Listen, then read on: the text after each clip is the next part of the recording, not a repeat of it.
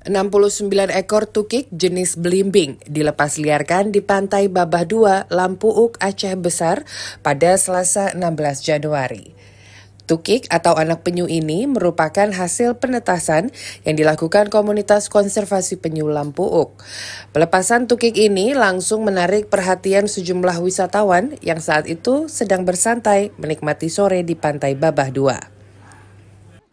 Ketua Komunitas Konservasi Penyu Lampuuk, Wahyudi, mengatakan pelepasan tukik ini merupakan upaya pelestarian penyu jenis belimbing yang saat ini statusnya terancam punah dan masuk dalam daftar merah International Union for Conservation of Nature atau IUCN.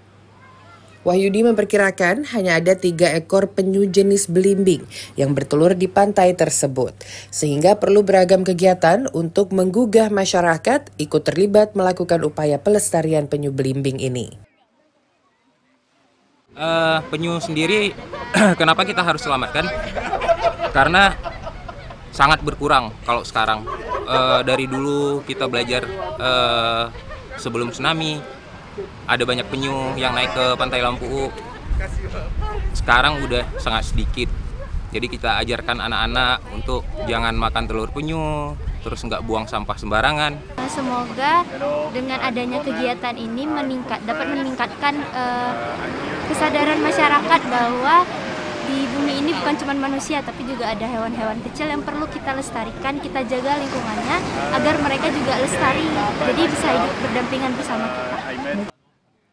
Di Indonesia, habitat tempat bertelur penyu belimbing tersebar di banyak tempat, seperti pantai-pantai di Aceh, Sumatera Utara, Jawa Timur, hingga ke Papua Barat.